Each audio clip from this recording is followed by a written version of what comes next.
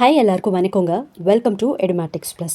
இன்றைக்கி நம்ம பார்க்க போகிறது கலை திருவிழாவில் கதை சொல்வோமா அப்படின்னு சொல்லி ஒரு டாபிக் தான். இந்த போட்டி வந்து 1ஆம் வகுப்பு, 2ஆம் வகுப்பு, 3ஆம் வகுப்பு, 4ஆம் வகுப்பு, 5ஆம் வகுப்புன்னு சொல்லி ப்ரைமரி ஸ்டூடெண்ட்ஸ்க்கு நடக்குது. ஸோ இதுக்கான கதையை தான் நம்ம இப்போ பார்க்க போகிறோம். கண்டிப்பாக இந்த கதையெல்லாம் நீங்கள் சொன்னீங்கன்னா நிச்சயம் உங்களுக்கு ப்ரைஸ் கிடைக்கும். அதை எப்படி சொல்கிறோம் அப்படிங்கிற விதம் தான் இதில் ரொம்ப முக்கியம்.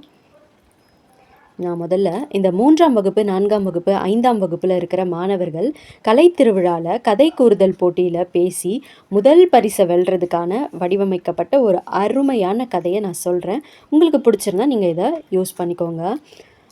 ஃபஸ்ட்டு இந்த கதையினுடைய தலைப்பு இளையோர் திறன் தானே இல்லைங்களா? ஸோ இளையோர் திறனுக்கு திறமைக்கு வயது தடையே இல்லை. குழந்தை மேடையில் கம்பீரமாகவும் புன்னகையோடும் நின்று பேச தொடங்கணும். சரிங்களா? அப்போ என்ன சொல்லணும்? முதல்ல வணக்கம் சொல்லணும். அனைவருக்கும் என் அன்பான வணக்கம். நான் சொல்ல போகும் கதையின் தலைப்பு திறமைக்கு வயது தடையில்லை. இந்த டாப்பிக்கை சொல்லிட்டு ஆரம்பிக்கணும். நமது பள்ளியில் நடந்த கலை திருவிழா அறிவிப்பை கேட்டதும் 5ஆம் வகுப்பு படிக்கும் முகிலனுக்கு ஒரே உற்சாகம். அவனுக்கு ஓவியம் வரைதலும் கைவினை பொருட்கள் செய்வதிலும் திறமை அதிகம். ஆனால் அவனுக்கு ஒரு சிறிய பயம் இருந்தது. நம்மை காட்டிலும் பெரிய வகுப்பு பிள்ளைகள் இருக்கிறார்களே, நாம் வெற்றி பெறுவோமா என்று. அப்பொழுது அவனுடைய ஆசிரியர் அவனிடம் ஒரு கதையை கூறினார்.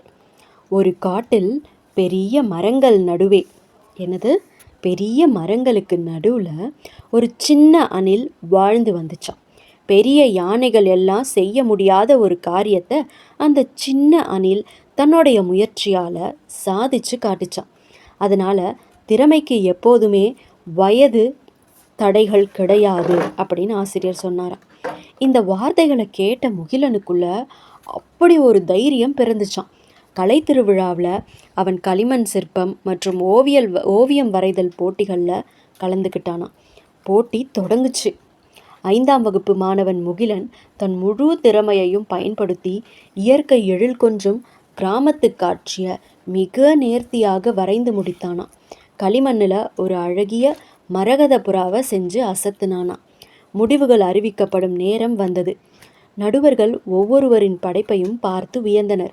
இறுதியாக முகிலனின் செய்த படைப்பின் நேர்த்தி மற்றும் அவனுடைய விடாமுயற்சியை பாராட்டி மாவட்ட மற்றும் பள்ளி அளவில் அவனுக்கு முதல் பரிசு வழங்கப்பட்டது. இந்த கதையுடைய நீதி என்னன்னு சொல்லட்டுமா?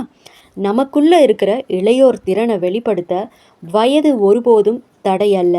நமது முயற்சியையும் நம்பிக்கையும் நம்மை வெற்றியாளராக மாற்றும்.